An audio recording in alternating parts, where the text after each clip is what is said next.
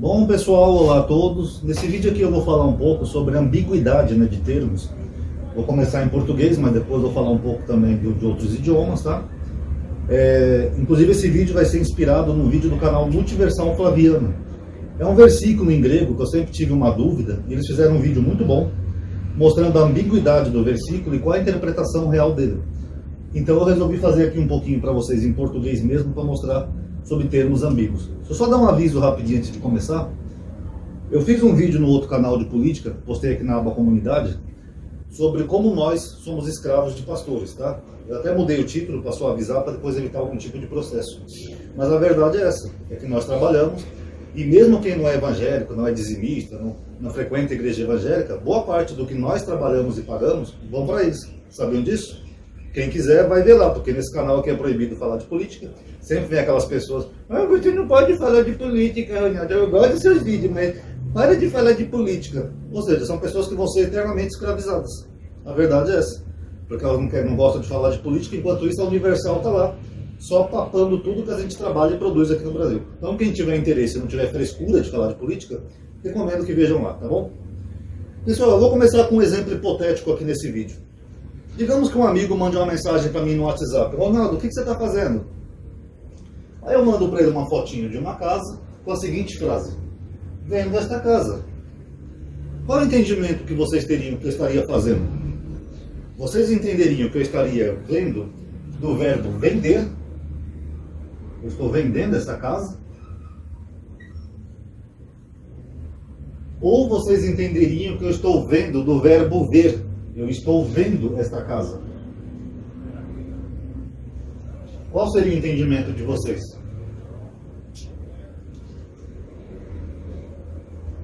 Vocês notaram como na nossa língua nós temos palavras que são ambíguas?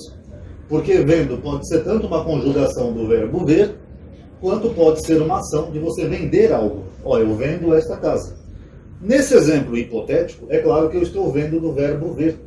Porque a pessoa perguntou o que eu estou fazendo. Então, eu estou fazendo é uma ação.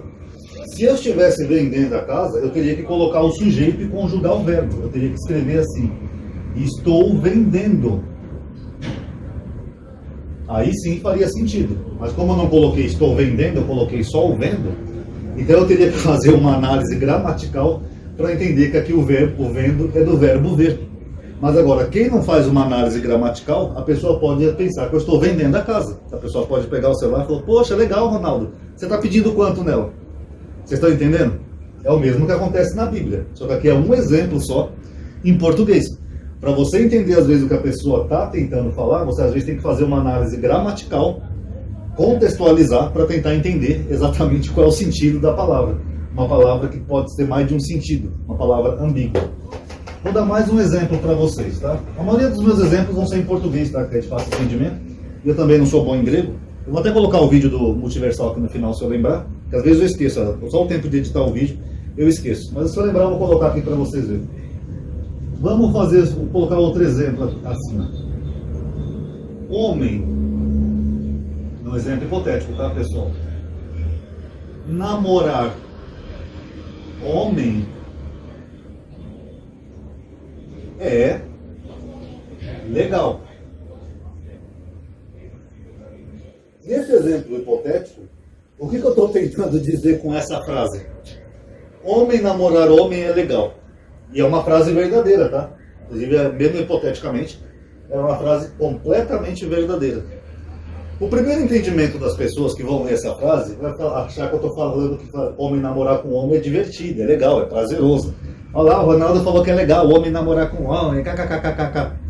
Esse é o primeiro entendimento, que legal seria uma coisa agradável, porque nós aprendemos em português a usar a palavra legal para algo que é divertido.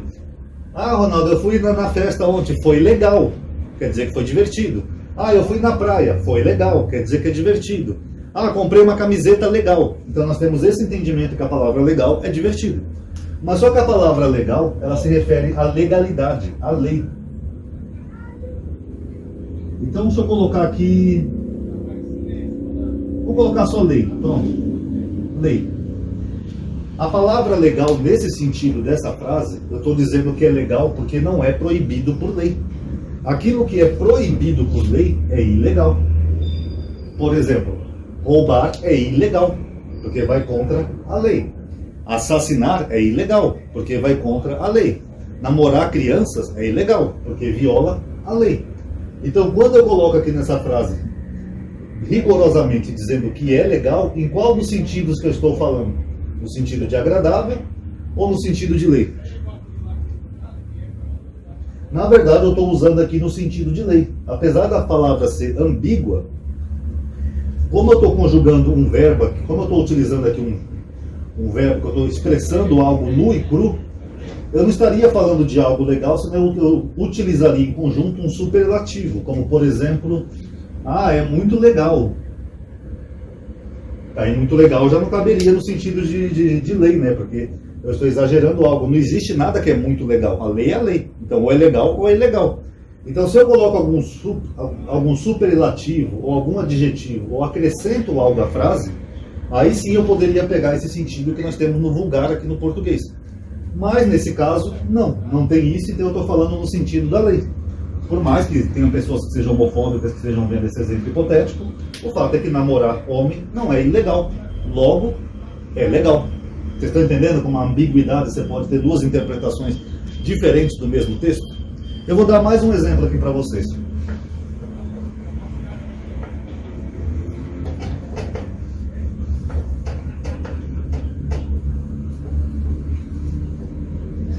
Vamos supor que eu diga a seguinte frase assim para vocês. Meu pneu furou. Inclusive pneu vem do grego, né? Vem pneuma, né? Que é solto, dentro, essas coisas. É o equivalente do Uruk. Meu pneu furou no zoológico. Então, fui procurar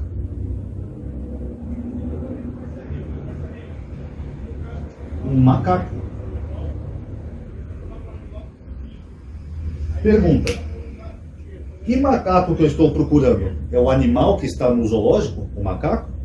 Ou é a ferramenta hidráulica que nós usamos para trocar pneu? Peguei o carro para a gente poder trocar o pneu. Qual que vocês acham que é? Perdoe o cortezinho no vídeo, é que eu estou usando um tripé. Ultimamente ele tem caído com o peso do celular, eu não sei porquê. Bom, acho que é made in China, né? Acho que é por isso. Mas enfim.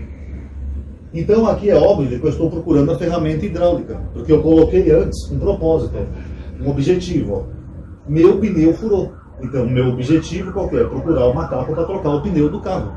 Então nesse exemplo hipotético não tem como ser um animal, porque animal não serve para trocar pneu, por mais que eu esteja no zoológico. Mas mesmo assim, alguma pessoa pode ainda ter um entendimento errado, achar que eu literalmente estaria procurando um macaco. Então, pessoal, na Bíblia nós temos palavras que são ambíguas, que elas podem ter mais de um sentido, vai depender do contexto que você colocar. Eu vou só pegar aqui primeiro o exemplo lá do Multiversal Flaviano, que é muito interessante. Eu já tinha visto isso num blog, mas como eu não sou muito bom em grego, né, eu estudei mais hebraico, então eu não tenho autoridade para falar muito. Eu só vou citar aqui para vocês. É Hebreus 8. Bom, aqui em Hebreus 8:4 está escrito assim: na verdade, contudo, se Jesus estivesse na terra, não seria nem mesmo sacerdote. Eu vou escrever aqui e nós vamos entender a problemática e a ambiguidade disso. Esse versículo de Hebreus, ele diz assim: se Jesus estivesse na terra.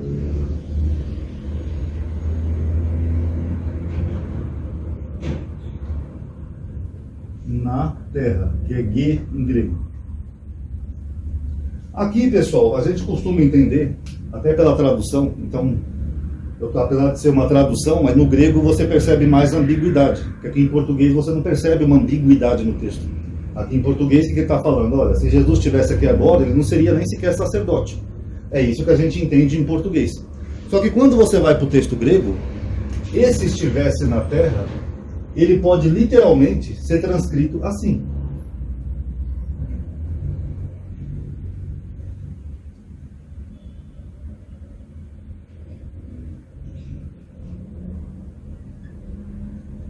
Aqui, ó, estivesse estado.